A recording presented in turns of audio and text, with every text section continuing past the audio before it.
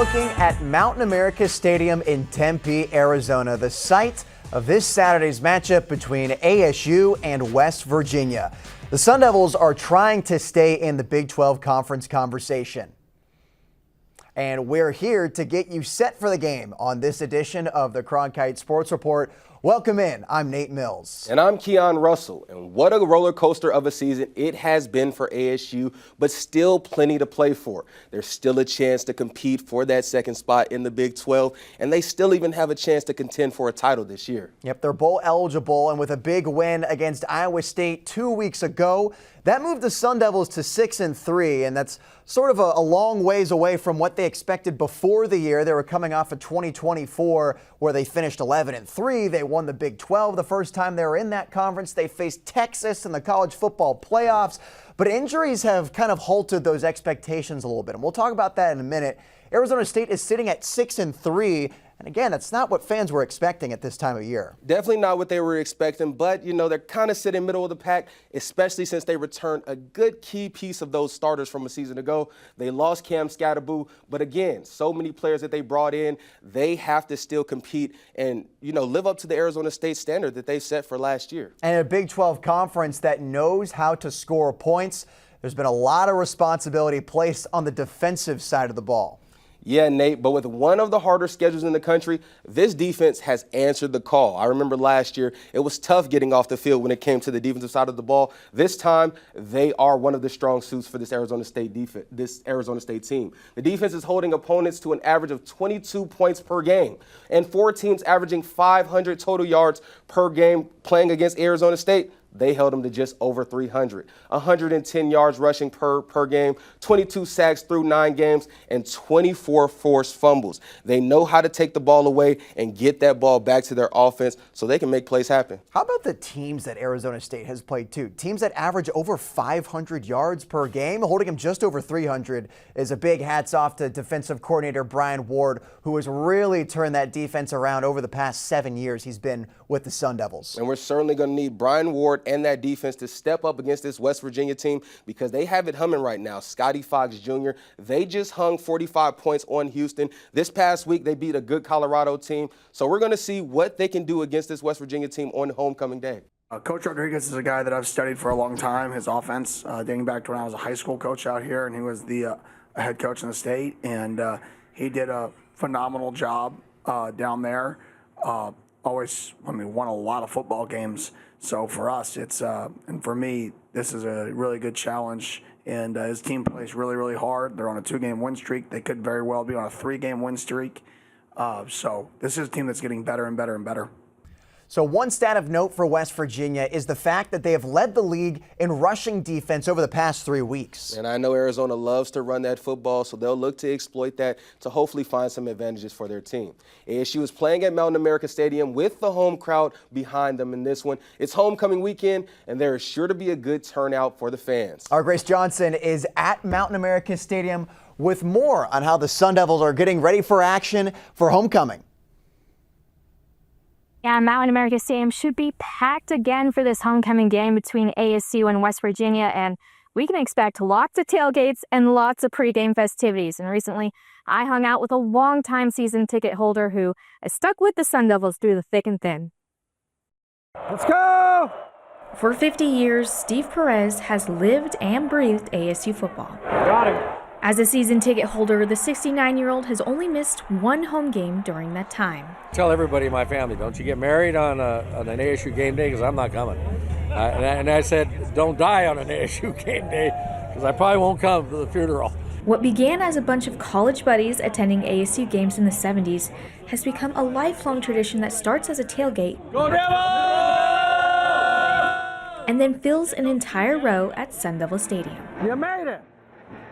Well, it's always been family and friends because we have 24 seats all in the same row now, and whoever can come in the family lets me know every week, and I make sure there's enough tickets. For these diehard fans, ASU football is more than just a team.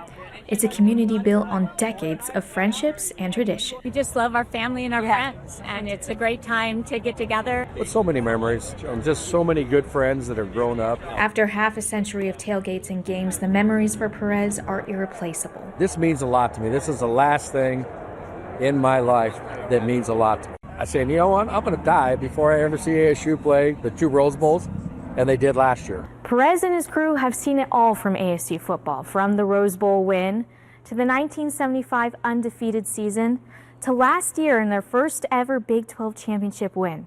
However, there was a time when Perez almost walked away from everything and almost canceled his season tickets altogether. I said, you know, I don't even want to go to these games anymore. I said, I just watch them on TV, packing up for a tailgate, doing all this stuff. I said, it's just not fun anymore. My buddy Phil Curry says, hey, this one more year, we can't stop. And I said, all right. So we did it, and then this is where we are after 1 year. But loyalty has strengthened Perez's footprint as a superfan, and he has a special request for how his legacy can live on once he's gone. When I pass, I want to be cremated. And I said, when I get cremated, I want a few ashes sprinkled up at Camp Tonizano, and I want a few ashes sprinkled over here at Sun Devil Stadium. 50 years later, Perez says he and his crew will keep showing up, win or lose, as long as there's ASU football. Come on, D! Steve Perez is thrilled he stuck it out last season and didn't miss ASU's Big 12 title, and fans are all in on this team as Kenny Dillingham is activating the Valley and really re-energizing this fan base, but should be another great crowd for this game. At Mountain America Stadium, Grace Johnson, Cronkite Sports. Thanks, Grace. Fans have been treated to a few fantastic finishes from the Sun Devils this season. With 3 games left in the year, some of ASU's biggest wins carry more weight than others. Let's go back to ASU's first conference game against Baylor. After Mississippi State upset the Devils on the road a few weeks prior, ASU desperately needed vengeance on the road, and it wasn't going to be easy. Baylor's quarterback Sawyer Robertson led the nation in passing yards and passing touchdowns. At the time, he and his Bears were on a 6-game conference winning streak. Tied at 24, Sam Levitt marched down the field with less than 2 minutes in the game and set up kicker Jesus Gomez to send the Sun Devils on a happy flight home. And he delivered 43 yards through the uprights, and ASU started Big 12 play on the right foot, Gomez's foot to be exact. Now, a week later, number 24 TCU came to Tempe as the Sun Devils' first-ranked FBS opponent of the season. The Frogs also had a high-octane offense powered by quarterback Josh Hoover and wide receiver Eric McAllister, the reigning Big 12 Offensive Player of the Week. Hoover threw for nearly 400 yards with a career-high 5 touchdown passes a week earlier. ASU was looking for a big play, and who else but Jordan Tyson made it happen. JT exploded for 57 yards on one of his 2 touchdowns. Another one tied the game in the fourth quarter. The Horned Frogs at less than 2 minutes to take the lead, and Prince Dorba strip-sacked Hoover for one of ASU's biggest plays of the year. The turnover allowed Gomez to take the lead with a field goal. Frogs had another shot, though, with less than a minute now, and Martell Hughes picks off Hoover to seal the 27-24 win. Now, I'd be remiss without mentioning one of the best regular season wins in ASU football history. Undefeated Texas Tech was 9th in the country when they came to Mountain America Stadium a month ago. Meanwhile, the Sun Devils were reeling from a 42-10 road splattering against Utah. ASU led the Red Raiders the entire game until Texas Tech erased the deficit and took a 22-19 lead in the fourth quarter with 2 minutes left. Again, Kenny Dillingham always seems to come through in these moments because Levitt manufactured a 75-yard drive in 10 plays, capped off by a Raleek Brown punch-in touchdown to reclaim the lead with 34 seconds left. The defense held on and the fans stormed Frank Cush Field. While these next 3 wins won't light the world on fire for now, if the Sun Devils don't see the conference championship, they have these victories to hang their hats on. Yeah, so those were some good early season highlights, but unfortunately, injuries have taken a toll on this ASU team, with several key players sitting out at times and some lost to the rest of the season. Taking a look at the players, we have quarterback Sam Levitt out for the season, wide receiver Jordan Tyson has already missed a game this year, Kyson Brown 4 games, Ben Coleman out for the season, Cyrus Fiaseyu out for the season, Xavier Alford out for the season, but they're trying to fight their way and just continue to stay afloat this Big 12 the best they can. They've been doing a really good job. I would say so, Nate. Yeah, I think so too. And this Arizona State team, I mean, the first name you listed, Sam Leavitt, that's got to be the most important one, right? He had Heisman upside before the season even began, and I think he was anticipating playing like a Heisman candidate and then going into that NFL draft. But now that he's out with that lower leg injury for the rest of the year, he's going to have to change directions and maybe think about, am I going to stay at Arizona State? Am I going to transfer to another school? There's a lot more options now for Sam Leavitt, thoughts he didn't have before the season started. Yeah, I mean, looking at his season numbers, he started off shaky with that opening loss against that Mississippi State team. So it's hard to say that the verdict would have been on his season overall if he had stayed healthy. But again, you see the numbers there, 10-3, touchdown to interception ratio. I think he was starting to hit his stride. But again, we'll just have to see what he does next season. He doesn't really owe anything to anyone. Sam Leavitt is thinking about, how can I get my bag? And that just might be what he does. He'll also be without Jordan Tyson, who has missed that one game, potentially another game. And we'll talk about him a little bit more later in the show. Plus, you actually head out to practice and talk with one of the key pieces to this Arizona State defense. Yeah, that's right. I got a chance to speak with Keith Abney, who is becoming one of the best cornerbacks in the entire college football landscape. It's honestly crazy, man. I try not to pay attention to it a lot, but, friends are going to send it to you. People going, you're going to eventually see it. So it's honestly crazy being in this situation. Don't go away. More from Tempe as we get you set for ASU versus West Virginia at Mountain America Stadium.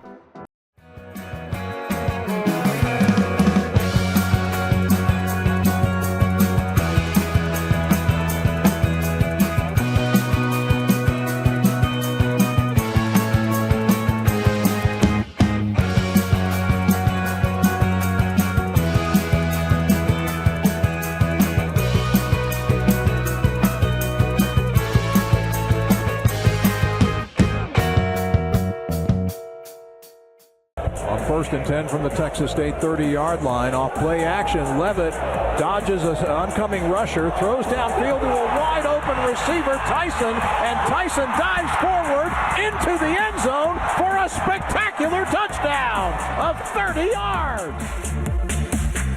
Ray Leak, he's got the handoff here, and he finds a hole. Look out! A foot race. Ray Leak round to the 50, 40, 30, 20. They won't catch him. Touchdown Devils!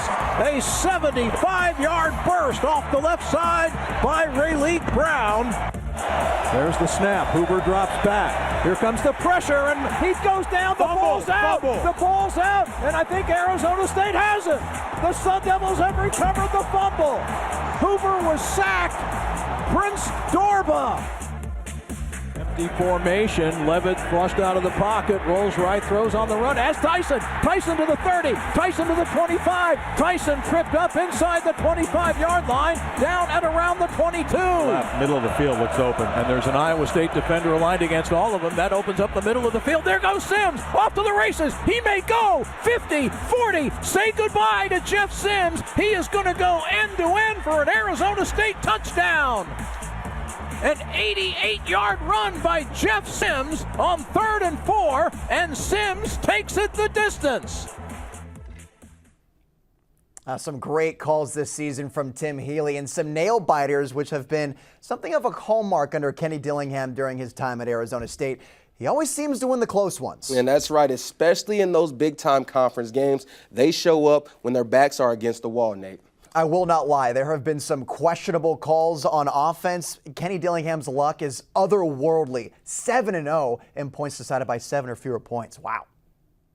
All right, Keon, it's time to break down some film for this homecoming matchup. First, let's talk about the quarterback, Jeff Sims, and what he brings to that ASU offense. Yeah, Nate, he is a really unique player, and he's done an extremely great job since Sam Leavitt's injury. All right, as you can see, Arizona State right here, they come out in a quads concept, meaning that the Arizona State receivers are 4 of them down here to the bottom of the field. Now, Iowa State is in a zone defense with 2 high safeties. Jeff Sims immediately notices the entire middle of the field is wide open. Roll the clip.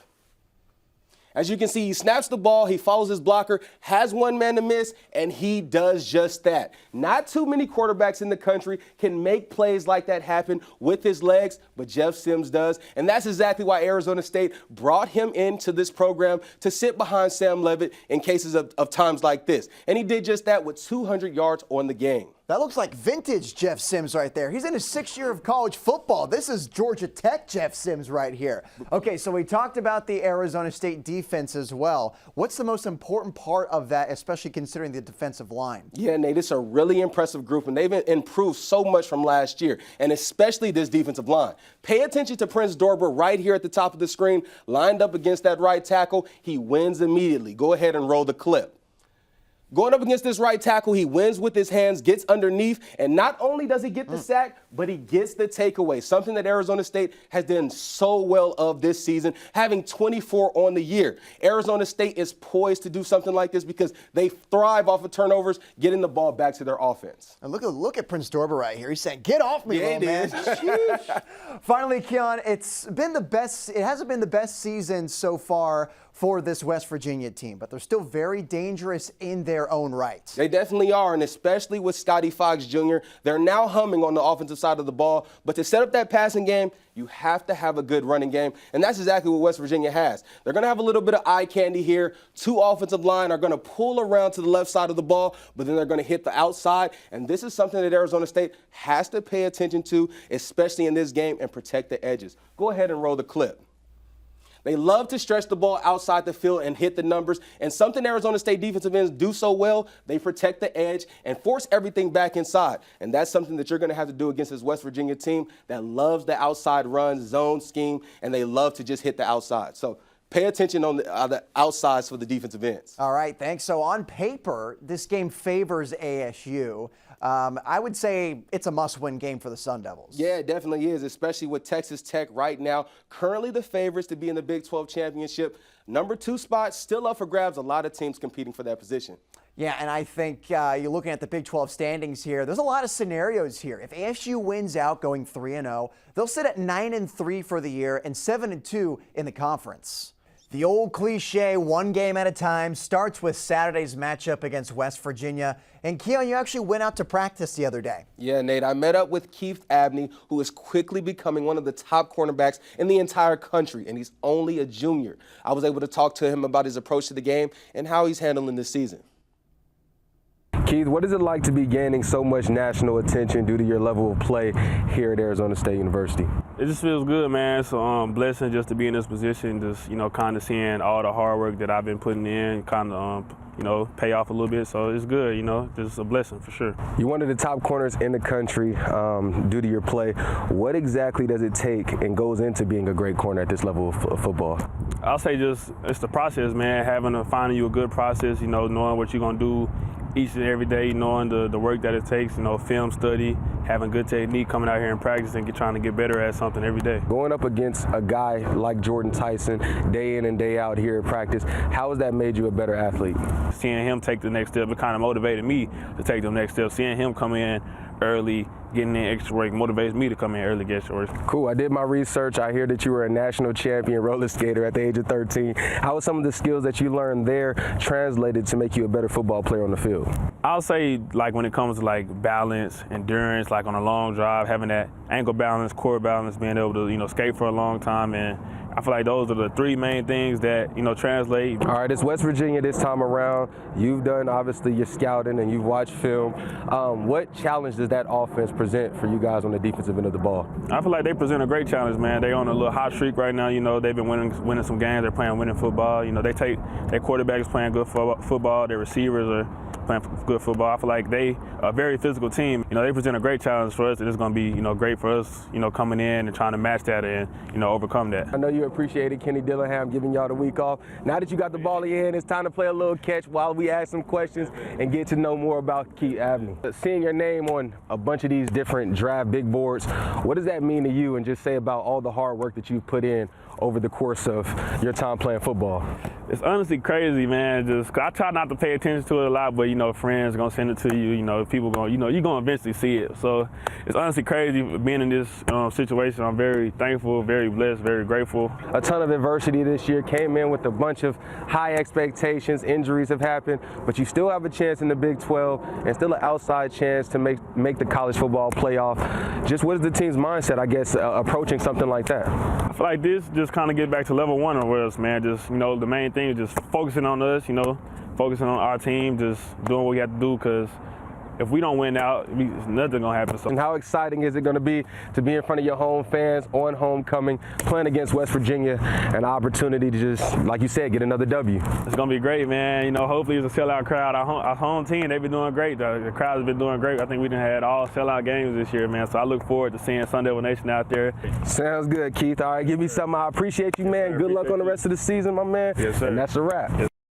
Only in his third season, Nate, but you can definitely expect Keith to maybe test some NFL draft buzz. And let's just see where his talent will take him after an incredible 3 years here at Arizona State. All right, don't go away. We have much more on this pregame show as we bring you Keon's keys to the game. Plus an ASU player who has an unusual ritual that keeps him grounded. I usually just do one lap. That usually be enough, but I go pretty slow, so it'll probably be good 5 to 10 minutes usually. Behind the scenes with Jordan Tyson. Look, it's A Mountain in Tempe as ASU hosts West Virginia in a Big 12 showdown on homecoming weekend.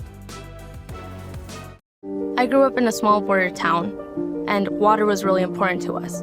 Without enough water, we can't farm, we can't eat, we can't live. And the way we're doing it right now, straight up doesn't have a future. I went to ASU because this is a place where you solve problems. With vertical farming, we can grow the same amount of food with 95% less water than traditional farming. The work I'm doing at ASU is changing the way I look at the world.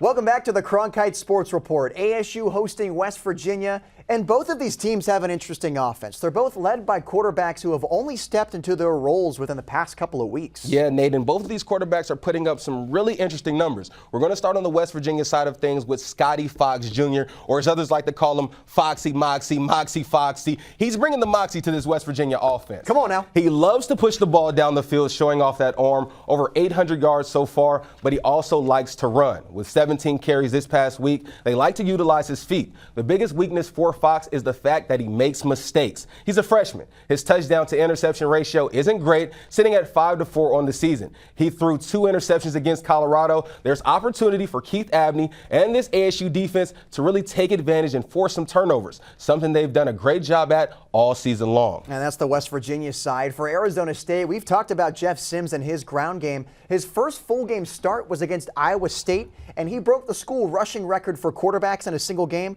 228 yards. He's a dual threat, and he opens up this offense a little bit. Yeah, he does, Nate, and unfortunately, he'll be without Jordan Tyson for this game and potentially the next as well. We'll see exactly what he looks to do to get this offense humming and moving along for the final 2 games. Yeah, earlier in the year, I actually noticed Tyson had an unusual ritual when he warms up for the games. I asked him about it, and it's a practice called grounding. Here's our Farah Bojalad with more on Tyson's wellness practice. Before ASU receiver Jordan Tyson can make plays like this, he warms up by doing this. I've been doing it since I was probably in 3rd grade. This is a practice called grounding, walking barefoot on natural surfaces to calm the mind and steady the body. Known mostly in wellness circles, it's often practiced by yoga instructors. I really think it helps me to improve my balance because I use all parts of my feet as well as different muscles that I don't think I would normally use. Barefoot and steady, Tyson circles the field while completing his grounding ritual, keeping him connected to the game and earth beneath him. I usually just do one lap. That usually be enough, but I go pretty slow, so it'll probably be good 5 to 10 minutes usually. Tyson is not alone in this ritual. Some people was already doing it before I started doing it, but a couple people started doing it because I was doing it. Linebacker Jordan Crook and defensive lineman Jacob Kongaika also practice grounding. Both say it has many benefits. Grounding is great for like the body, like, and especially like the feet. Come out here like you could use it as like a recovery tactic. Like you come out here like on your off day or something and just kind of walk the grass. Yeah, I've been walking around barefoot since I was a little kid, so I'm just kind of used to it, and it just makes me feel more comfortable, like more at home. And for Tyson, it helped him recover from injury. Yeah, it was part of it. I think it was big for the knee for sure. So while the Sun Devils are flying high after getting off to a 3-1 start, they will continue to keep their feet firmly on the ground. Now, I actually took some inspiration from JT after that, and I would advise you don't look underneath the desk right now. The shoes are off and the dogs are barking. I'm grounding. Yeah, I'm certainly not going to take a look down there, Nate, at all. And you can expect me not to join in because these toes are certainly not camera friendly, and I know they don't want to see these. All right, before we head out of here, Keon, what are some keys to the game? Nate, you can expect this one to come down to the run game. So let's start with my keys. And the number one key for this one will be stop the rushing attack for West Virginia. They average 182 yards per game on the ground and want to establish the run to create opportunities for their pass game to get going. You must stop the run. Next, no self-inflicted wounds. Just look at the last time out on the field, ASU had 3 turnovers and 119 yards from penalties. Unacceptable, and they'll need to clean it up against West Virginia. And finally, the third key, run the football. ASU is top 40 in the country for rush yards per game, and with a running quarterback like Jeff Sims and Raleek Brown in the backfield, they should have a field day against this weak Mountaineers defense. I know you might be thinking this is a trap game for ASU, and I think you'd actually be right. I think it is as well, but I think Arizona State actually comes out on top at Mountain America Stadium. This is a West Virginia team, though, that's feeling pretty good after a couple of wins. They certainly are. Like you said, a couple wins back-to-back, and then they have Foxy Moxie. I mean, I think they'll come out strong in the first half, but I definitely have that Arizona State defense coming up big in this one, winning 28-17 on homecoming. West Virginia, a good thing to note, defeated Houston, who beat Arizona State at home just a few weeks ago. So that'll do it for the pregame edition of the Cronkite Sports Report. I'm Nate Mills. And I'm Keon Russell. Thank you for joining us. Enjoy the action between ASU and West Virginia.